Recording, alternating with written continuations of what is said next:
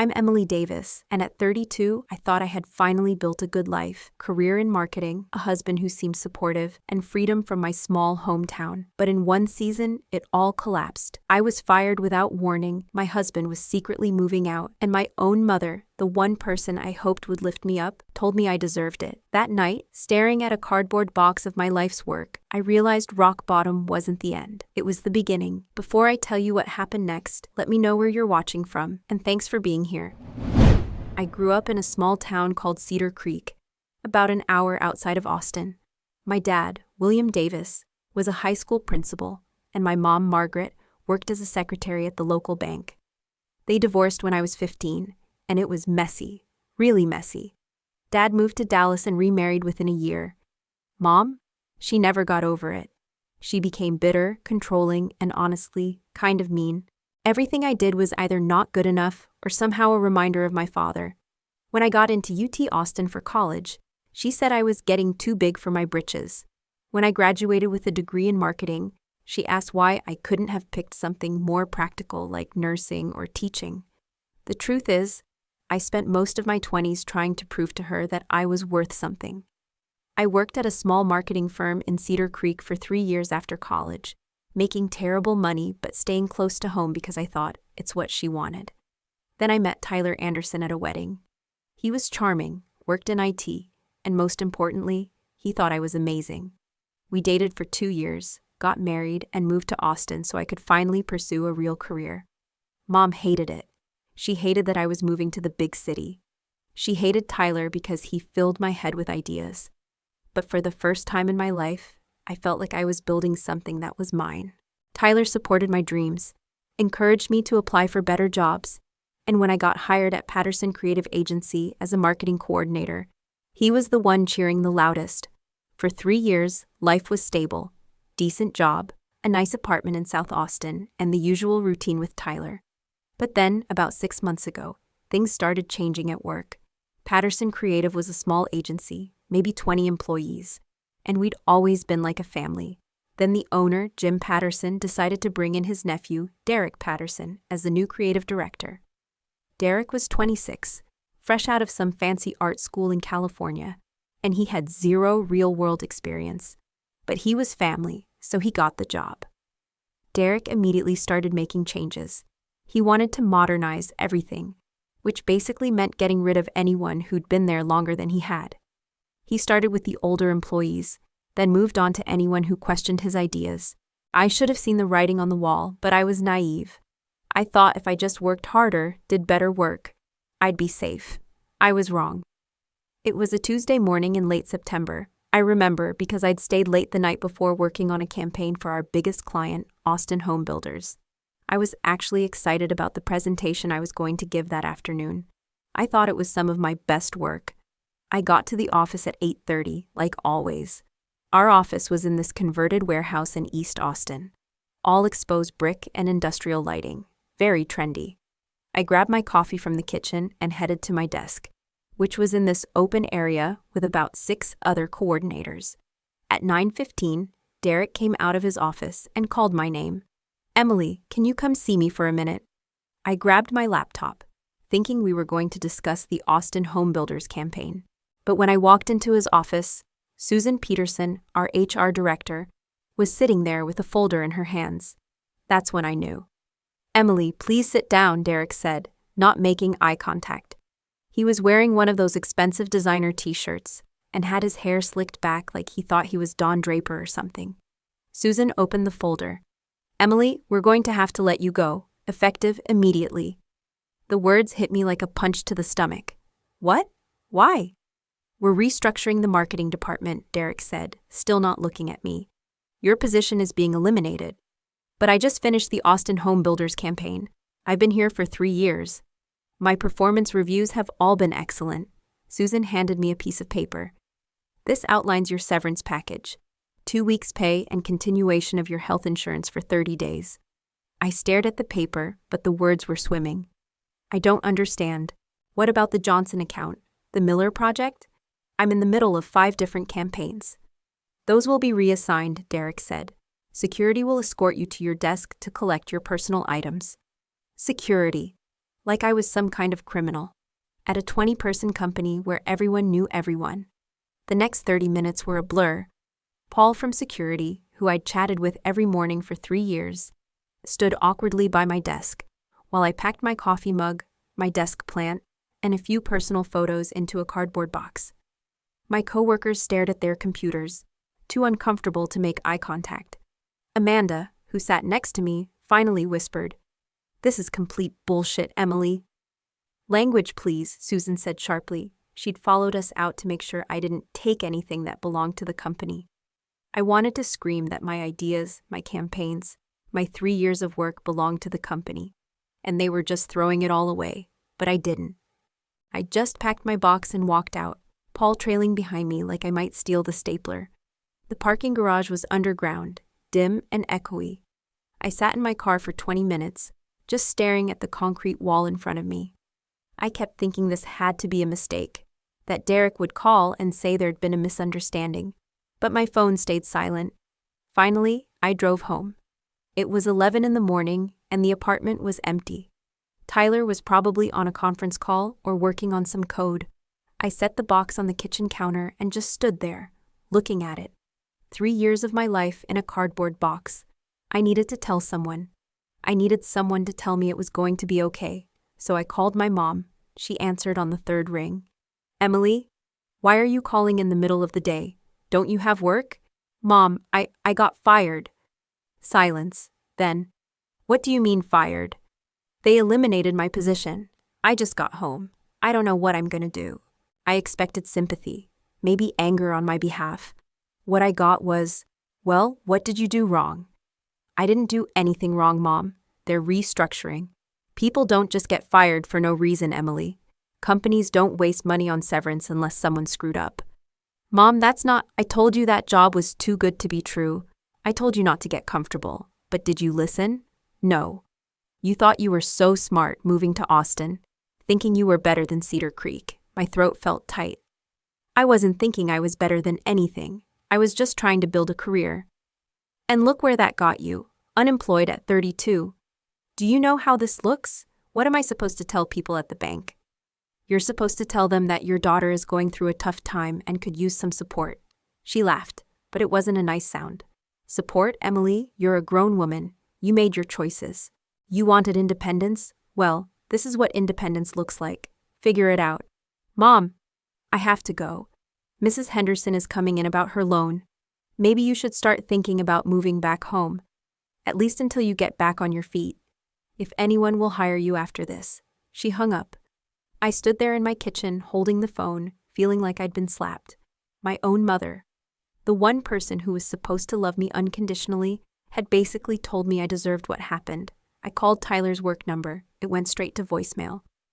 I texted him, "Can you call me? Something happened at work." He texted back an hour later, "In meetings all day. Talk tonight." By the time Tyler got home at 6, I'd been sitting on the couch for 7 hours, alternating between crying and staring at the wall. I'd also applied for 12 jobs online, which felt both productive and completely pointless. "Hey babe," he called out as he came through the door. "How was your day?" "I got fired." He stopped dead in the hallway, his laptop bag still slung over his shoulder. "What?" I told him everything. Derek, Susan, the security escort, the cardboard box. He listened without interrupting, which I appreciated. When I finished, he sat down next to me and pulled me into a hug. "I'm so sorry, Emily. That's complete bullshit." For a moment, I felt better. This was my husband, my partner. We were going to figure this out together. "We'll be okay," he said. "My job covers most of our expenses anyway. You can take some time, figure out what you really want to do." "I want to do marketing. That's what I really want to do." "I know, but maybe this is a sign. Maybe you should consider something more stable, more recession-proof." I pulled back to look at him. "What do you mean?" "I just mean, marketing is kind of a luxury, you know.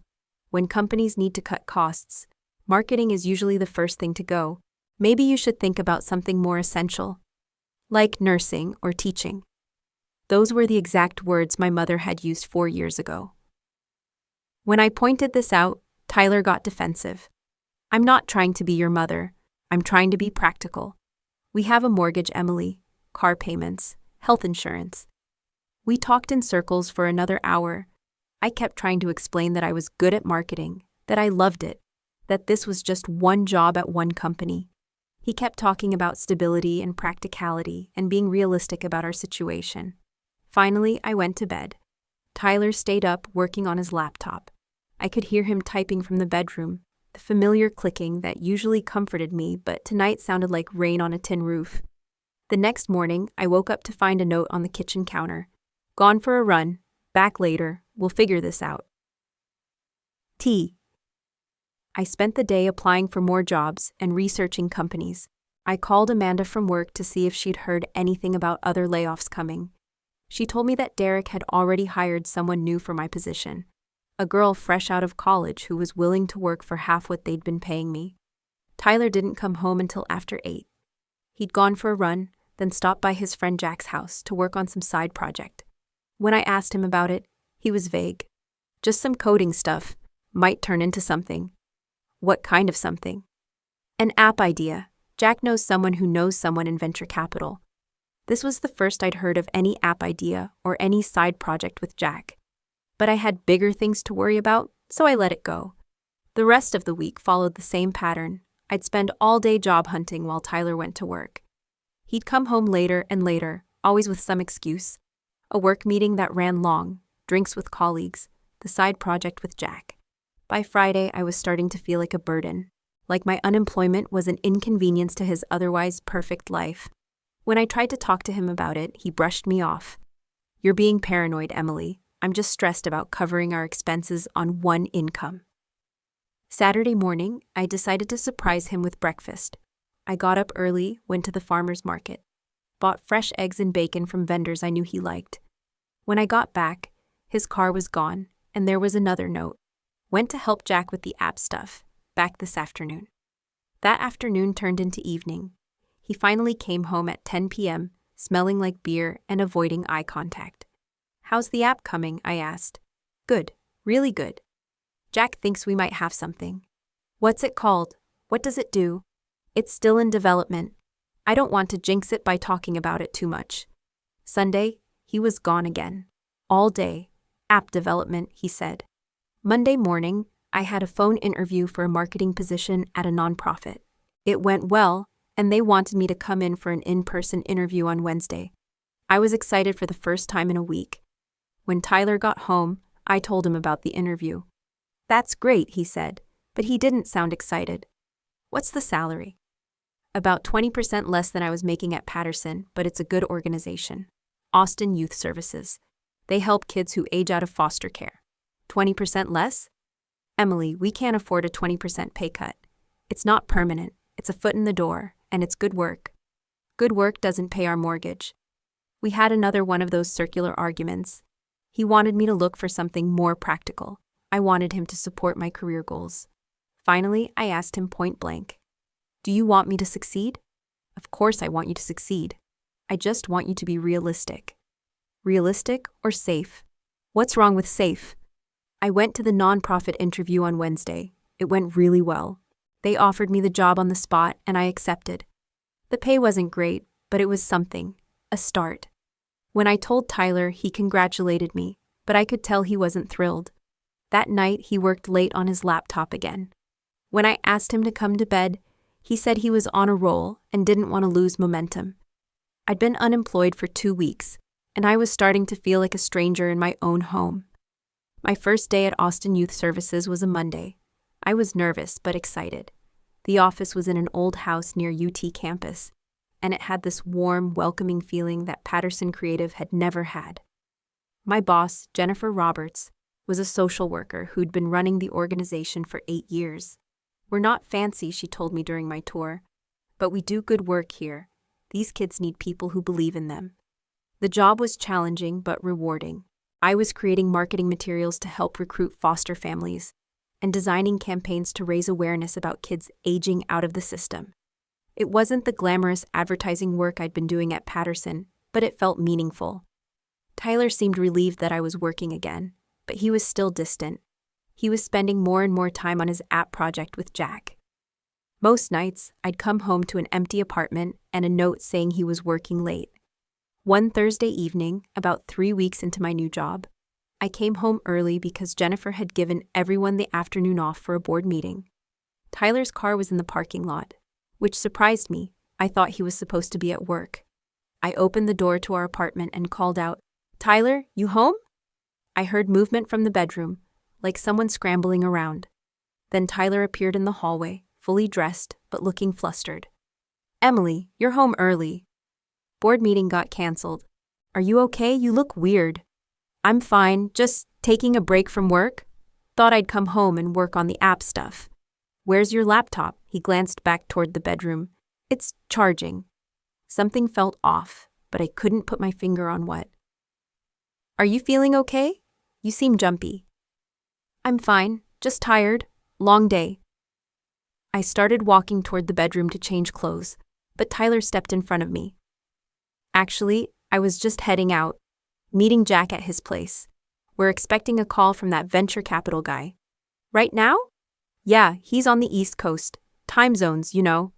He grabbed his keys and practically ran out the door, leaving me standing in the hallway, confused and starting to get suspicious. I went into the bedroom to change. Everything looked normal, but something felt different. The bed was made, which was unusual for Tyler. He was not a bed-making kind of guy. When I opened the closet, I noticed some of Tyler's shirts were missing. His razor and toiletries were gone too. Clear signs he'd been moving out little by little. Tyler was packing. Little by little, over the course of weeks, he'd been moving his stuff out of our apartment. I sat down on the bed, trying to make sense of what I was seeing. How long had this been going on? Where was he taking his things? And why the elaborate charade about the app development? My phone rang. It was Jennifer from work. "Hey, Emily, I know I gave everyone the afternoon off, but I just got an email from a potential major donor. Any chance you could write up a quick one-page summary of our youth mentorship program? I need to send it over tomorrow morning." "Of course," I said, grateful for the distraction. "I'll work on it tonight and email it to you." "You're a lifesaver. Thanks." I drove back to the office, partly to work on the summary, and partly because I needed to think. The youth services building was quiet and peaceful, and my desk faced a window that looked out onto a garden where some of the older foster kids had planted vegetables as part of a life skills program. I worked on the summary for about an hour, then just sat there, staring out at the garden. A year ago, I thought I had everything figured out. Good job, loving husband, nice apartment, supportive family. Now I was unemployed for 2 weeks, before finding a job that paid significantly less. My husband was apparently moving out without telling me, and my mother thought I was a failure. How had I gotten everything so wrong? My phone buzzed with a text from Tyler. "Call running late. Don't wait up." I stared at the message, and suddenly I was furious. Not sad, not confused, but absolutely livid. He was lying to me. He'd been lying to me for weeks, maybe months, and he was too much of a coward to just tell me the truth. I drove home, and for the first time in weeks, I felt like I had a purpose. I was going to figure out what was really going on. I went through the apartment systematically. I checked every drawer, every closet, every corner where Tyler might have hidden something. In his desk drawer, I found a folder I'd never seen before. Inside were printouts of apartment listings, all one-bedroom places in North Austin, all available immediately. At the bottom of the folder was a lease agreement for an apartment on Burnett Road. The lease started 2 weeks ago. It was signed by Tyler Anderson and someone named Rachel Miller. Rachel Miller. I stared at the name, trying to place it. Then I remembered. Rachel was Jack's sister. I'd met her once at a barbecue at Jack's house last summer. She was a graphic designer, maybe 26 or 27. Pretty, outgoing, laughed at all of Tyler's jokes. The app development, the long meetings, the side project with Jack. It all made sense now. I sat there on the floor of our bedroom, holding the lease agreement, and I felt something shift inside me. Not heartbreak exactly, though that was definitely part of it, but something bigger, like waking up from a dream I didn't realize I'd been having. Tyler had been planning to leave me for months. While I was getting fired, while I was struggling to find a new job, while I was dealing with my mother's criticism and my own self-doubt, he'd been planning his exit strategy. He'd found someone new, someone younger, Someone who probably thought his jokes were funny and his dreams were worth supporting. And he'd been too much of a coward to just tell me. I heard his key in the door around 11 p.m. I was sitting on the couch, the lease agreement on the coffee table in front of me. "Hey," he said as he came in. "You're still up. We need to talk." He looked at the paper on the table, and his face went white. "Emily, how long?" "It's not what you think." "How long, Tyler?" He sat down across from me, running his hands through his hair. 6 months. 6 months. I'd been fired 3 weeks ago, which meant he'd been cheating on me for 3 months before that. While I was working 60-hour weeks trying to prove myself at Patterson. While I was bringing home takeout and asking about his day and planning our summer vacation. "I was going to tell you," he said. "When? After you finished moving all your stuff out? After I figured it out on my own?" "I didn't know how. I didn't want to hurt you." I almost laughed. "You didn't want to hurt me. You've been lying to me for 6 months. You've been living a double life while I've been, what? Playing house by myself?" "It wasn't supposed to happen, it just did." "What wasn't supposed to happen? Meeting her or falling in love with her?" He didn't answer. "Which one is it, Tyler? Did you accidentally meet Jack's sister, or did you accidentally fall in love with her?" "Both, neither." "Emily, it's complicated." "No, it's really not. You wanted to be with someone else, so you are. The complicated part is that you're too much of a coward to end your marriage before starting a new relationship." We sat in silence for a few minutes. Then Tyler said, "What do you want me to do?" "I want you to get the rest of your stuff and leave." "Emily, tonight. I want you to pack whatever you haven't already moved to your love nest and get out. This is your apartment, too. We can figure out the logistics." "It's my apartment, Tyler. My name is on the lease. Yours isn't." That was true. When we'd moved in 3 years ago, my credit was better than his, so I'd signed the lease alone. It was one of those small decisions that seemed insignificant at the time but turned out to be incredibly important. "I'll need some time to figure out the furniture situation. Take what you want. I don't care. I just want you gone." He stood up slowly. "I never meant for it to happen this way." "But you're not sorry it did." He looked at me for a long moment, and I could see the answer in his eyes. He wasn't sorry. He was relieved. "No," he said quietly, "I'm not sorry it did." At least he was finally telling the truth. It took him 2 hours to pack the rest of his stuff. I sat on the couch the whole time, watching him move around the apartment like a stranger, taking things I didn't even remember we'd bought together. The coffee maker his mom gave us for our wedding. The bookshelf we'd assembled together on a Saturday morning 2 years ago. The framed photo of us from our honeymoon in Colorado. He left his key on the kitchen counter and paused at the door. "Emily, just don't." After he left, I walked around the apartment, taking inventory of what remained. The couch was mine from before we got married. The TV we'd bought together, but he didn't take it. The bed was mine. Most of the kitchen stuff was mine. It was strange how little evidence there was that he'd ever lived there. 5 years of marriage, and he'd left almost no trace. I called in sick to work the next day. I spent the morning crying, then the afternoon cleaning. I changed the sheets, rearranged the furniture, threw away anything that reminded me too much of Tyler. By evening, the apartment looked like a completely different place. Smaller, but somehow more peaceful. Jennifer called around 6 to check on me. "Just a stomach bug," I told her. "I'll be better tomorrow." "Take care of yourself, Emily, and don't worry about the donor summary. I sent what you wrote last night, and they loved it. We might be looking at a $50,000 grant." After we hung up, I felt a tiny spark of pride. While my personal life was falling apart, I was apparently doing good work at my new job. I ordered pizza and sat on my couch, trying to figure out what I was feeling. Sad, definitely. Angry, absolutely. But underneath all of that was something unexpected. Relief. I'd been trying so hard to make everyone else happy. My mother, my boss, my husband. I'd been so focused on being the person they wanted me to be that I'd forgotten who I actually was. Maybe this was an opportunity to figure that out. The next few weeks were a blur of paperwork and logistics. Divorce lawyers, insurance changes, budget adjustments. Tyler wanted to split everything 50-50, which was hilarious considering he'd been planning his exit for months, while I'd been working to support both of us. My lawyer, Karen Phillips, was a no-nonsense woman in her 50s, who'd handled my friend Amanda's divorce 2 years earlier. Texas is a community property state, she explained, which means anything acquired during the marriage belongs to both of you equally. But given the circumstances, we have some leverage. What kind of leverage? Well, for starters, he's been cohabitating with another woman while still married to you. That's adultery, which gives us grounds for an at-fault divorce.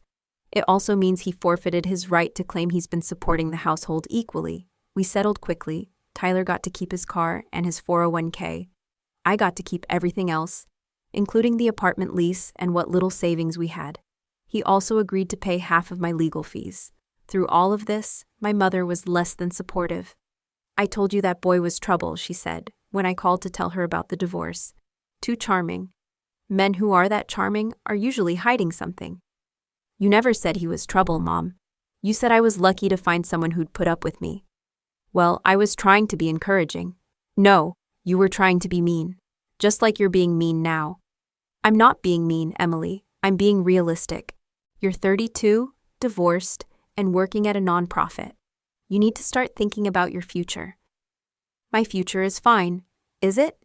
Because from where I'm sitting, it looks like you're starting over from scratch. Again. I hung up on her. It was the first time in my life I'd ever hung up on my mother, and it felt incredible. Work became my sanctuary. The kids we served at Austin Youth Services were dealing with real problems. Aging out of foster care with no family support, no money, no connections. My problems seemed manageable in comparison. Jennifer started giving me more responsibility. Writing grant applications, developing fundraising campaigns, speaking at community events. I was good at it, and more importantly, I enjoyed it. One Thursday evening in late November, about 2 months after Tyler left, I was working late on a presentation for potential donors. The office was quiet, and I was completely absorbed in my work when I heard a knock on the door. It was Marcus Thompson, one of our board members. Marcus was a lawyer who'd started volunteering with the organization after his own brother aged out of foster care 15 years earlier. Working late again, he asked. Just finishing up a presentation for the Hartwell Foundation meeting tomorrow. Mind if I take a look? I showed him what I'd been working on. It was a comprehensive overview of our programs, complete with success stories, financial projections, and specific funding requests. This is really impressive, Emily. You've only been here 4 months, and you understand our mission better than some people who've been involved for years. I love the work. It feels important. Have you ever thought about going back to school, getting a master's in nonprofit management or social work? I hadn't, actually. Why? Jennifer's been talking about expanding the organization, opening a second location, maybe adding some new programs. We're going to need someone to run the new site eventually. And you think I could do that?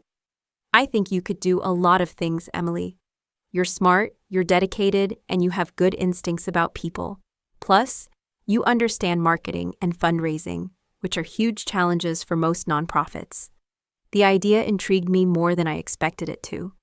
I'd never considered going back to school, but the thought of running my own program, making a real difference in kids' lives, was exciting. Would the organization support that? Financially, I mean. We'd have to look into it, but yes, probably. There are grants available for nonprofit employees pursuing relevant education. That night, I went home and researched master's programs in nonprofit management. UT had a good program that offered evening and weekend classes for working professionals. The application deadline for fall admission was still 4 months away. For the first time since my life had imploded, I was thinking about the future instead of just surviving the present. I called Amanda to tell her about the conversation with Marcus. That sounds amazing, she said. You should absolutely do it. I'm just not sure I'm ready for something that big. Emily, you've handled divorce, job loss, and family drama all in the span of 6 months. I think you can handle grad school. She had a point. Besides, she added, when's the last time you did something just because you wanted to, not because someone else expected it, or because it was safe? I couldn't remember. That weekend, I drove up to Cedar Creek to visit my dad. We'd been talking more often since the divorce, and he'd been surprisingly supportive. Your mother means well, he said, as we sat on his back porch, watching his new wife, Linda, work in her garden. But she's never gotten over feeling like life didn't turn out the way she planned. That doesn't give her the right to take it out on me. No, it doesn't. but try to understand where she's coming from. She got married at 19, had you at 21, and spent 20 years being a principal's wife and mother. When we divorced, she was starting over at 40 with no real career skills and a lot of resentment. So I'm supposed to forgive her for being cruel to me because she's unhappy with her own life? I'm not saying forgive her. I'm saying understand her. There's a difference. We talked for a long time that afternoon. About my childhood, about the divorce, about my own failed marriage. Dad apologized for not being more present when I was growing up, for leaving Mom to handle most of the parenting, for not protecting me from her criticism. I thought I was doing the right thing, he said. Staying out of it, letting you two work it out. But I realize now that you were just a kid. You needed someone in your corner. I needed someone to tell me I was enough just as I was. You are. I'm sorry I didn't say that more often. Before I left, he handed me an envelope. What's this? Money for grad school if you decide to apply. I know you're independent and probably don't want help, but consider it an investment in your future. I opened the envelope. It was a check for $10,000. Dad, I can't take this. Yes, you can. You're my daughter, and I'm proud of you. Let me do this one thing right. I cried the whole drive back to Austin. Not sad tears, but relief tears. My dad believed in me. For the first time in my life, I felt like I had a parent who was truly on my side. I applied to UT's nonprofit management program that Monday. I also applied for a graduate assistantship that would cover most of my tuition in exchange for working with the university's community outreach office. 3 months later, I got accepted to the program and was awarded the assistantship. Jennifer was thrilled. We'll work around your class schedule, and when you graduate, we'll be ready to offer you a promotion.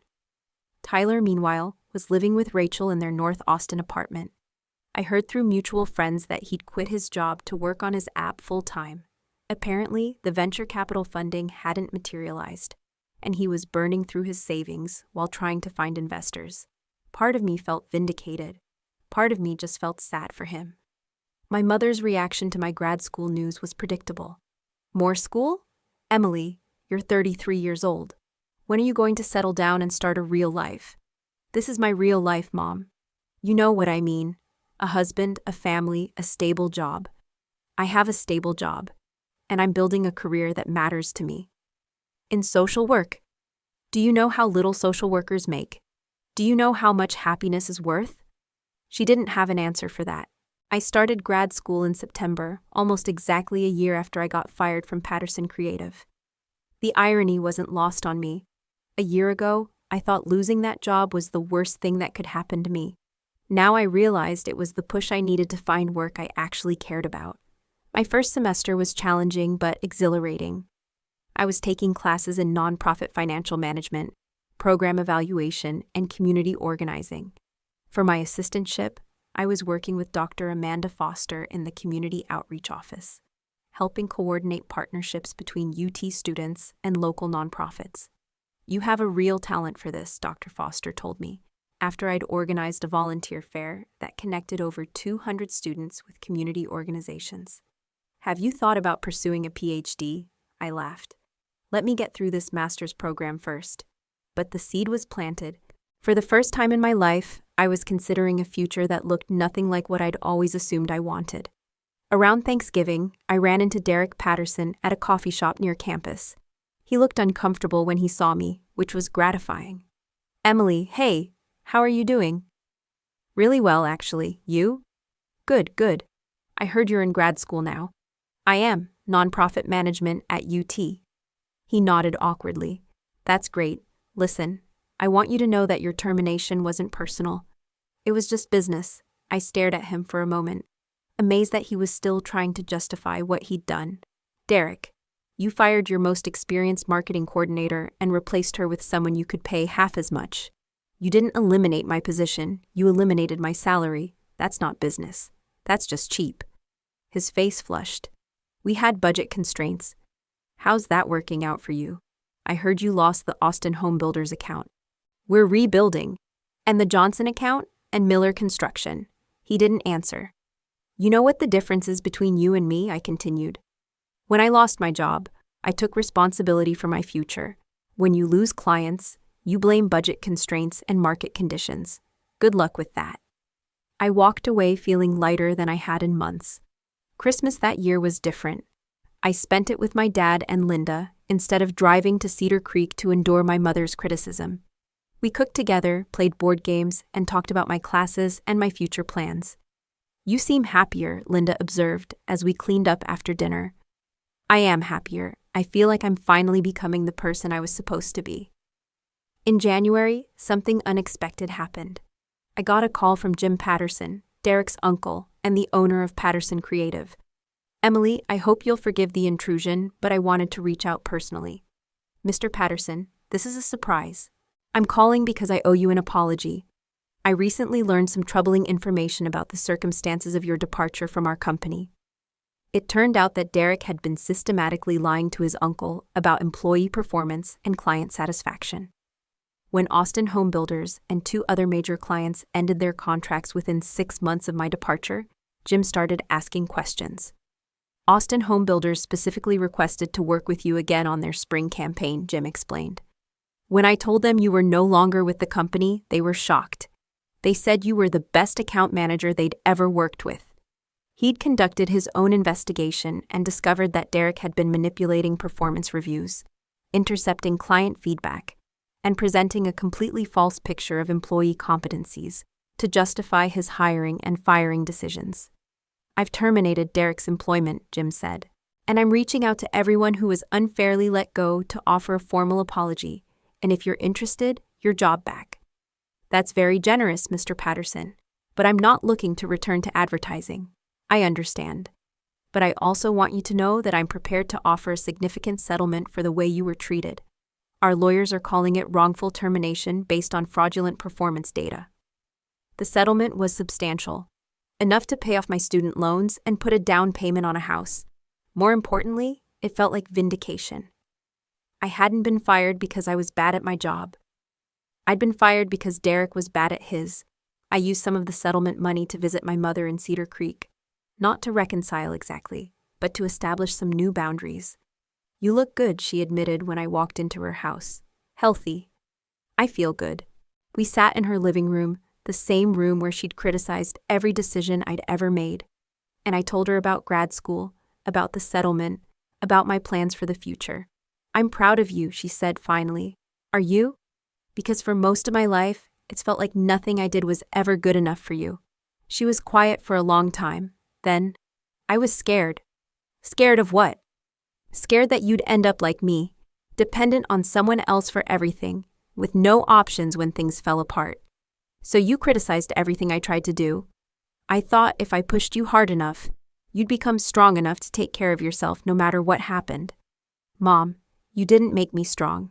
You made me afraid to take risks, afraid to trust my own judgment, afraid to believe I was worth loving. She started crying. I never meant to do that. I know you didn't. But intentions don't undo damage. We talked for 3 hours, not the surface-level conversation we usually had, but a real discussion about our relationship, about her fears, about the ways we'd both contributed to the distance between us. By the end of the conversation, we hadn't fixed everything, but we'd made a start. I want to try to do better, she said as I was leaving.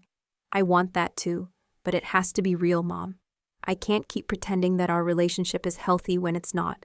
I understand. Spring semester brought new challenges and new opportunities. I was elected president of the Graduate Students in Nonprofit Management Organization, which gave me experience in leadership and advocacy. I also started dating someone. His name was Nathan Walker, and he was a fellow grad student in the social work program.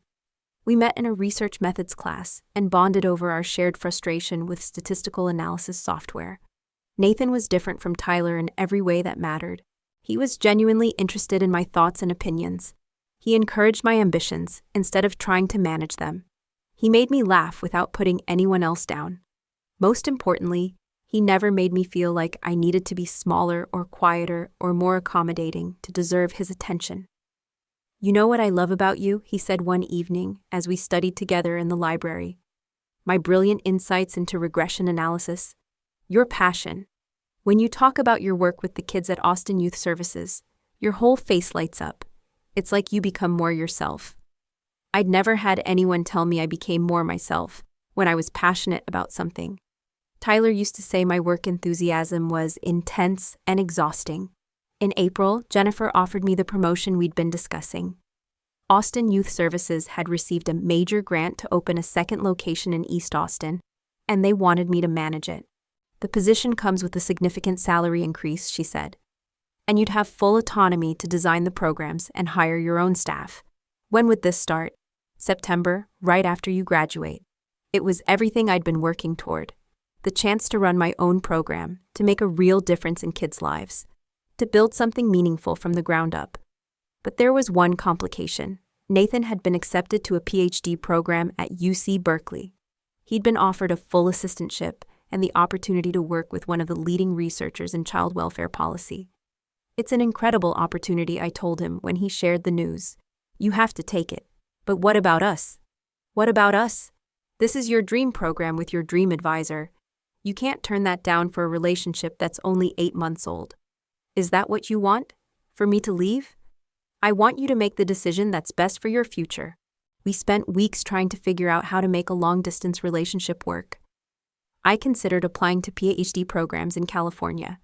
He considered deferring his acceptance for a year. In the end, we decided that we cared about each other too much to hold each other back. If this is meant to work, Nathan said the night before he left for California, we'll find our way back to each other eventually. It was mature and rational and absolutely heartbreaking. I threw myself into my final semester and into preparing for my new role at the East Austin site. I spent the summer designing programs, hiring staff, and building relationships with local schools and community organizations. The East Austin Youth Services Center opened in September with a caseload of 43 kids aging out of foster care. Within 6 months, we were serving over 70 young people and had a waiting list. You've exceeded every metric we set for the first year, Jennifer told me during my 6-month review. The kids love the programs, the staff is committed, and the community support has been incredible. I love this work. I can't imagine doing anything else. Good, because the board wants to discuss expanding again. Maybe a third location, maybe some specialized programs. Around the same time, I got an unexpected phone call from my father. Emily, I have some news. Your mother and I have been talking. Talking about what? About a lot of things. About our divorce, about you, about the ways we both handled things poorly when you were growing up. It turned out that my mother had started seeing a therapist after our conversation in Cedar Creek. Through therapy, she'd begun to understand how her own childhood trauma and her fear of abandonment had shaped the way she'd parented me. She wants to apologize, Dad said. Really apologize, not just the surface-level stuff. I'm open to that, but I need her to understand that an apology is just the beginning. If she wants a relationship with me, things have to change. The apology came in the form of a letter. A long, detailed letter in which my mother took responsibility for the ways she'd criticized and controlled me, acknowledged the damage she'd caused, and outlined specific changes she was committed to making. It wasn't perfect, but it was real. And it was a start. 1 year later, I was offered a position as the Regional Director for Youth Services, overseeing all 3 Austin locations, plus potential expansion into San Antonio and Houston. It would mean travel, more responsibility, and the chance to impact youth services policy at the state level.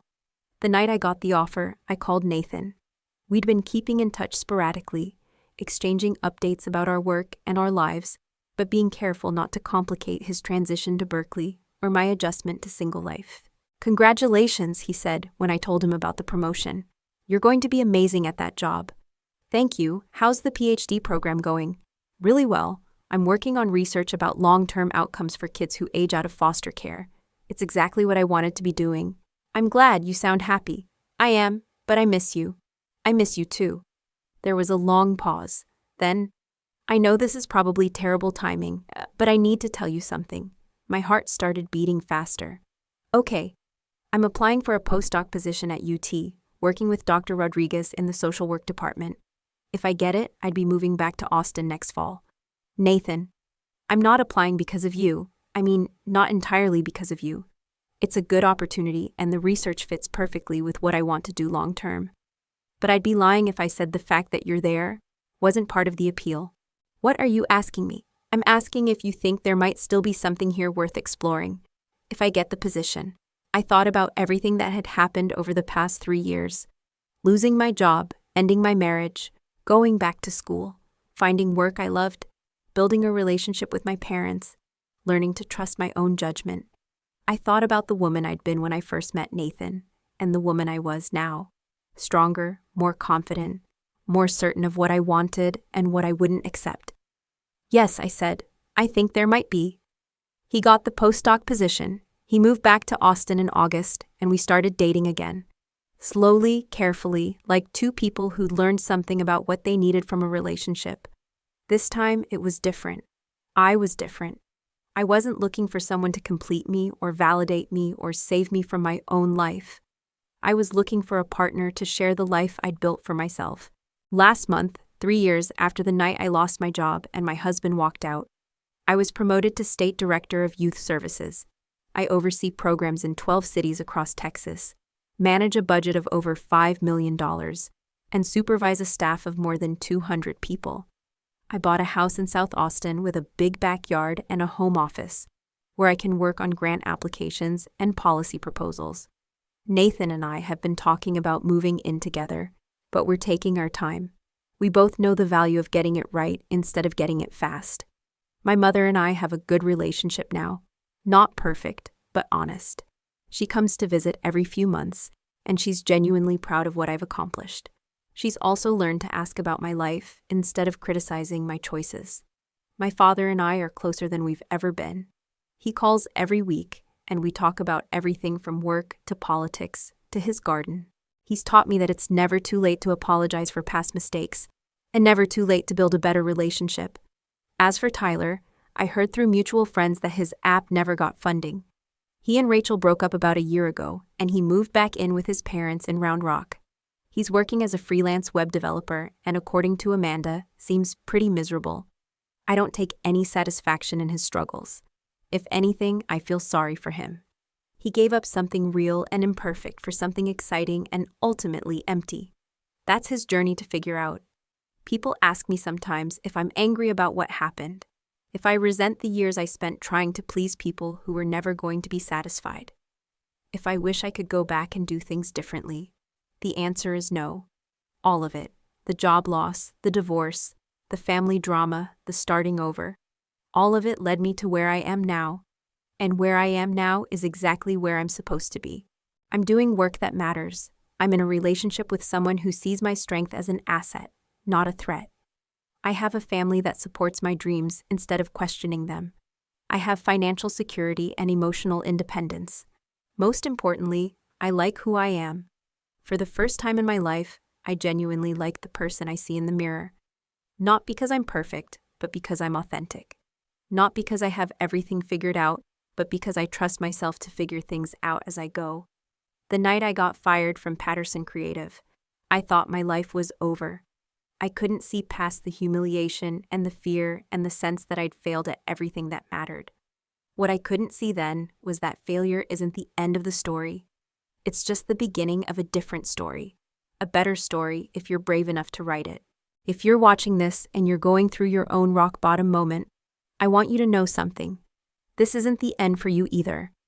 This is just the part of your story where everything changes. Where you stop living according to other people's expectations and start living according to your own values. It's going to be scary. It's going to be hard. You're going to question yourself and doubt your decisions and wonder if you're making a huge mistake. But you're not. You're just becoming who you were always meant to be. So if my story resonates with you, hit that like button and subscribe for more real talk about life, career changes, and finding your authentic path. And let me know in the comments, what's one thing you've always wanted to do but haven't because you were afraid of what other people might think? Your story isn't over. It's just getting started.